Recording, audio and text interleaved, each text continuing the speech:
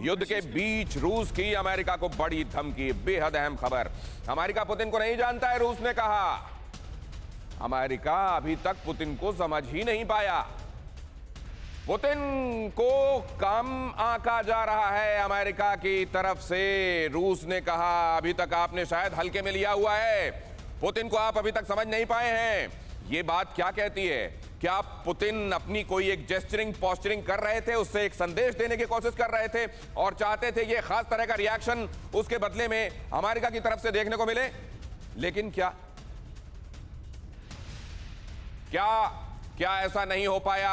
और इस वजह से ये बेहद अहम खबर मैं जरा अपर स्टूडियो की तरफ आपको ले चलता हूं और वहां हमारे साथ जो मेहमान मौजूद हैं उनसे भी बात करते हैं और समझते हैं इसके मायने क्या हैं, क्यों इस तरह का दावा किया जा रहा है, ये बात क्यों कही जा रही है रूस की तरफ से कि अमेरिका ने अभी तक पुतिन को समझा ही नहीं और शायद पुतिन को, उनके मूव्स को, उनकी स्ट्रैटेजी को हल्के में लेने की गलती अमेरिका की तरफ से की जा रही है।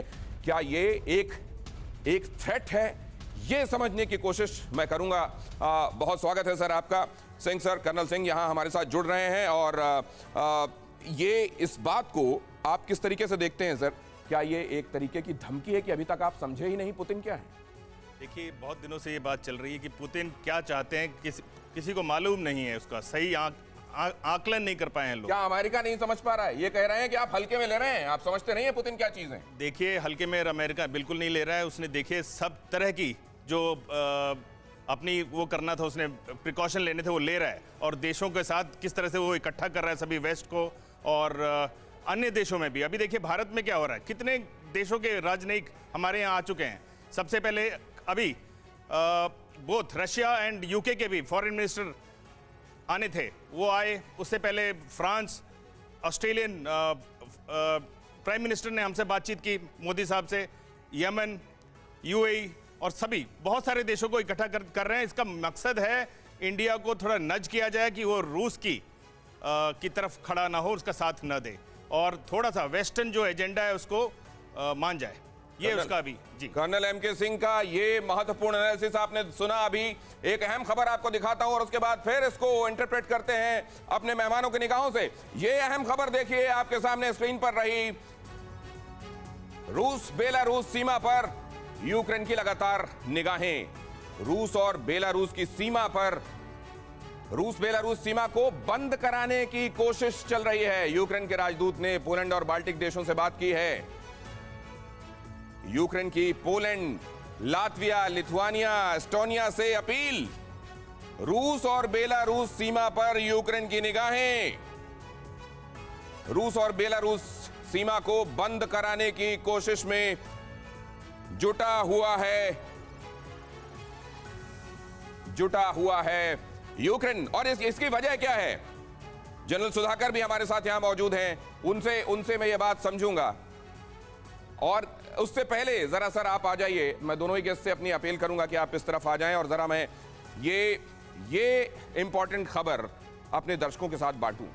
आप ये देखिए कि ये बात जो कही जा रही है अभी कि आपने अभी तक समझा ही नहीं पुतिन क्या है। एक्चुअली पुतिन ने अपने इरादे तब जाहिर कर दिए थे जब कैलेंडर में तारीख दिखाई जा रही थी 2 मार्च। अब जरा यहां पर देखिए हुआ क्या है। सबसे पहले इस ग्राफिक को समझिए, सबसे पहले इस इंफॉर्मेशन को देखिए कि रूस के 4 फाइटर जेट्स उड़ते हैं, स्वीडन पहुंचते हैं, उसके एयर स्पेस में अंदर दाखिल होते हैं और वहां पहुंचकर इनमें से दो तो जाहिर है, बाकी 2 को एस्कॉर्ट कर रहे हैं।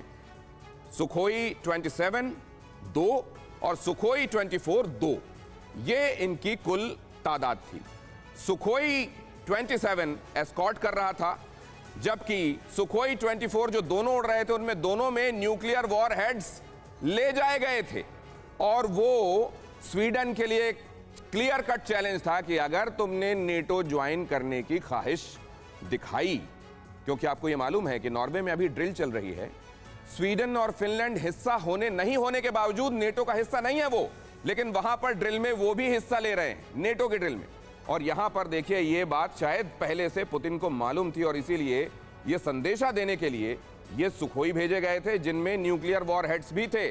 और ये भी मैं आपको बता दूं कि यहां पर कोशिश ये भी है कि कुछ एक ऐसी जगहों को पहले से मैसेज दे दिया जाए जिनमें आगे ये पोटेंशियल दिखाई दे रहा है कि वो वेस्ट वर्ड्स जा रहे हैं। जरा इसको भी समझने की कोशिश करता हूं। सर, क्या ये आपकी निगाहें भी देख रही हैं?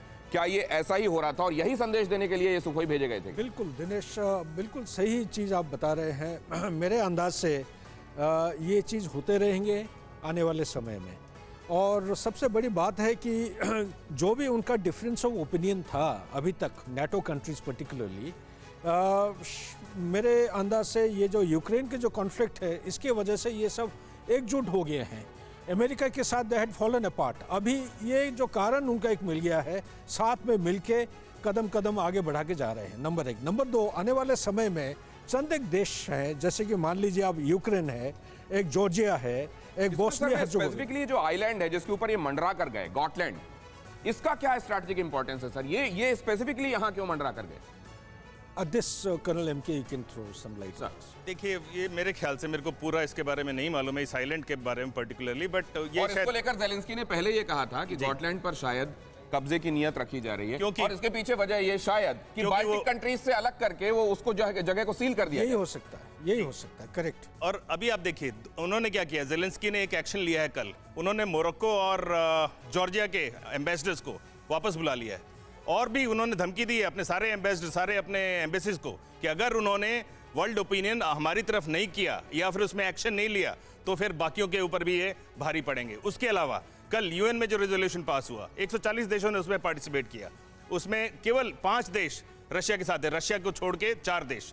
कौन कौन थे? लेकिन यहाँ पर एक मेरे दिमाग में एक बात पहले आ रही है, ये जो यहाँ पर सुखोई जाकर मंडरा कर आए, आज दुनिया इस बारे में जान रही है, ये मार्च 2 की घटना है। क्या ये इंटेलिजेंस की नाकामी है या उनको पता चल गया था लेकिन उन लोगों ने पब्लिक करने में देर लगाई है? जनरल सुधाकर, आपसे जानना चाहता हूं। पता चल गया था, बिल्कुल सही आप कह रहे हैं, ये पता चल गया था, लेकिन ये एक कैलिब्रेटेड मूव हो रहा है।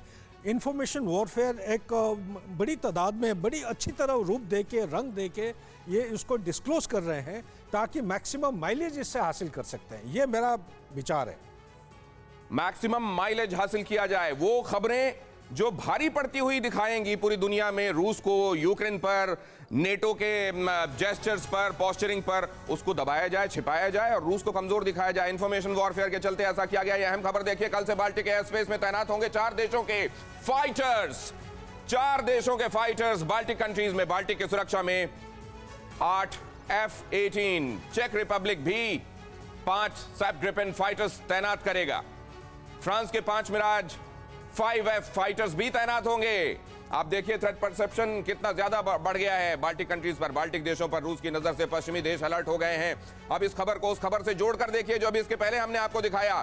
स्वीडन को, फिनलैंड को चेतावनी। बाल्टिक कंट्रीज पहले ही कह चुके हैं कि बात यूक्रेन तक नहीं रुकेगी, बाल्टिक तक जा सकती है। और इसीलिए आप देख रहे हैं यहां पर एस्टोनिया से, लिथुआनिया से, लातविया से अब ये गुहार पश्चिमी देशों को तैनाती के रूप में उसको एड्रेस करना पड़ रहा है। यहां पर ये खतरनाक फाइटर्स, लेकिन ये केवल नुमाइशी साबित होंगे, वैसे ही जैसे यूक्रेन के लिए साबित हुए।